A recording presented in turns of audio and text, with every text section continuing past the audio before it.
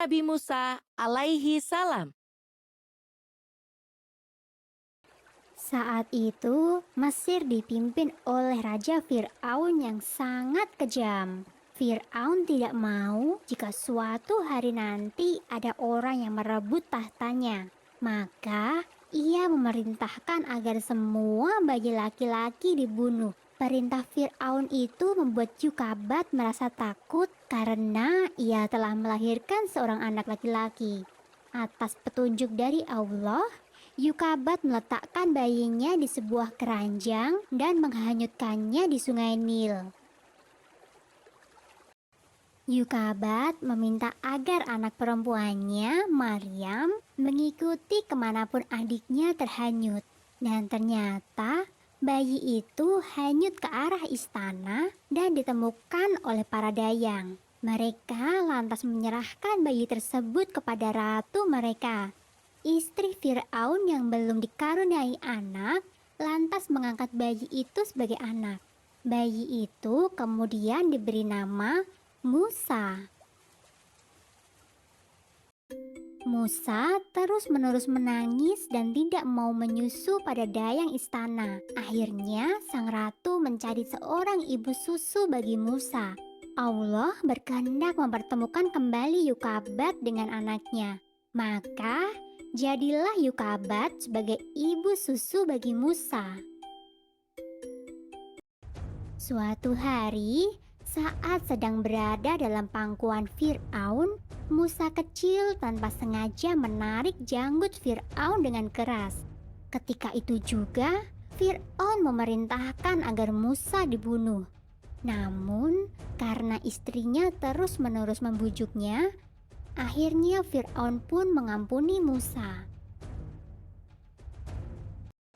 Musa dibesarkan dan dididik layaknya putra raja. Namun ketika ia dewasa, ia mulai sadar siapa dirinya. Ia bukanlah anak sang raja, melainkan anak seorang Bani Israel, kaum yang selalu ditindas oleh Fir'aun. Suatu hari, Musa melihat perkelahian antara seorang pemuda Bani Israel dengan pemuda dari suku Hipti atau suku Mesir. Saat hendak melerai, tanpa sengaja, Musa memukul pemuda kaum Hipti itu hingga tewas. Karena kesalahannya itu, Musa diancam dengan hukuman mati. Dengan bantuan dari seorang pengikut Nabi Ibrahim, Musa berhasil melarikan diri. Musa terus berjalan hingga ke kota Madian dan bertemu dengan Nabi Syuaib. Dalam riwayat lain, Musa bertemu dengan anak saudara Nabi Syuaib. Kemudian, Musa bekerja pada Nabi Syuaib. Tak lama kemudian, Musa menikah dengan Syafura, anak perempuan Nabi Syuaib. Setelah 10 tahun lamanya, Musa berkeinginan untuk pulang ke Mesir. Maka ia pun mengajak istri dan kedua anaknya yang masih kecil. Saat malam tiba, Musa memutuskan untuk beristirahat dan membuat sebuah tenda di padang pasir. Musa kemudian pergi untuk mencari api hingga sampailah ia di Gunung Tur. Di sana, Musa melihat api tampak menyala di sebatang pohon berwarna hijau. Saat itulah sebuah suara terdengar. Itu adalah suara Allah. Allah telah mengangkat Musa sebagai nabinya dan mengutus Musa untuk menyadarkan Fir'aun beserta seluruh rakyat Mesir.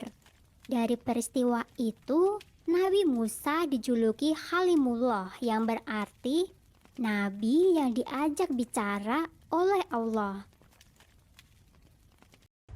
Setelah pulang ke rumah ibunya, ia mengajak Harun, saudaranya, untuk pergi menemui Raja Fir'aun. Mereka berdua telah mengemban tugas dari Allah. Di dalam istana Fir'aun, Musa beserta Harun dengan lantang menyerukan bahwa mereka adalah utusan Allah dan tiada Tuhan selain Allah. Fir'aun sangat marah mendengar hal tersebut. Ia kemudian meminta Musa untuk memberikan bukti bahwa ia benar-benar utusan Allah. Maka Nabi Musa pun menunjukkan mukjizatnya. Tongkat yang dipegangnya berubah menjadi ular dan tangannya berwarna putih bersinar. Sebenarnya Fir'aun merasa takjub, namun ia tidak mau mengakuinya.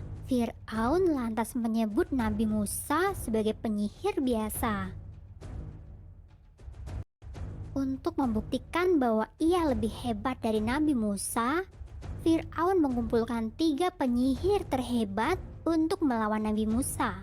Satu persatu penyihir istana berhasil merubah tongkat mereka menjadi ular berbisa.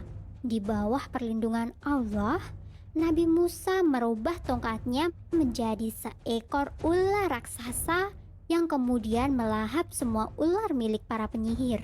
Para penyihir yang menyaksikan keajaiban itu pun langsung bersujud dan memohon ampun kepada Nabi Musa.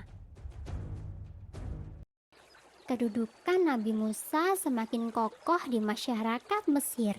Namun, Fir'aun dan pengikutnya tetap saja menolak dakwah Nabi Musa. Nabi Musa pun berdoa kepada Allah untuk memberikan petunjuk.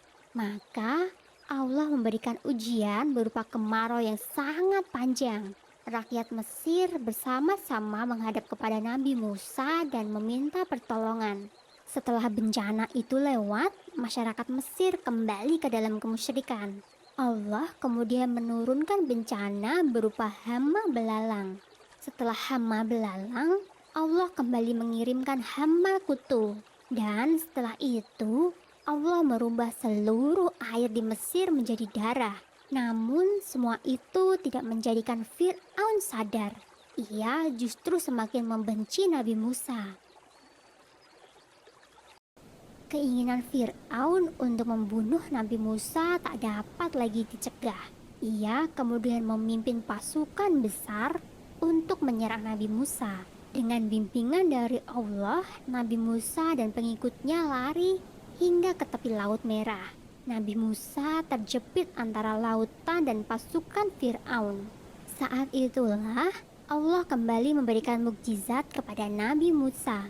Dengan pukulan tongkat Nabi Musa, air laut itu langsung terbelah menjadi 2. Terciptalah sebuah jalan bagi Nabi Musa dan pengikutnya. Setelah sampai di seberang Laut Merah, Nabi Musa kembali memukulkan tongkatnya. Seketika itu juga, air laut kembali menyatu dan menenggelamkan pasukan Fir'aun. Nabi Musa dan Harun terus memimpin kaum Bani Israel ke arah Palestina. Ketika tiba di kaki Gunung Sinai, Allah kembali berbicara kepada Nabi Musa. Allah memerintahkan Nabi Musa untuk puasa selama 30 malam. Dan Nabi Musa diperkenankan untuk bertemu dengan Allah di puncak Gunung Sinai. Kemudian Allah meminta Nabi Musa untuk mengenapkan puasanya menjadi 40 malam. Setelah Nabi Musa selesai, Allah memberikan kitab Taurat kepada Nabi Musa, sebuah kitab yang berisi tuntunan kehidupan bagi kaum Bani Israel. Tentang kelahiran Nabi Musa terdapat pada surat Al-Qasas ayat 4 yang berbunyi, "Dan kami ilhamkan kepada ibu Musa, susuilah dia, dan apabila kamu khawatir terhadapnya, maka jatuhkanlah dia ke sungai Nil. Dan janganlah kamu khawatir dan janganlah pula bersedih hati, karena sesungguhnya kami akan mengembalikannya kepadamu dan menjadikannya salah seorang dari para rasul." Tentang kenabian Nabi Musa terdapat pada surat Al-A'raf ayat 103 yang berbunyi, "Kemudian kami utus Musa sesudah rasul-rasul itu dengan membawa ayat-ayat kami kepada Fir'aun dan pemuka-pemuka kaumnya. Lalu mereka mengingkari ayat-ayat itu. Maka perhatikanlah bagaimana akibat orang-orang yang membuat kerusakan."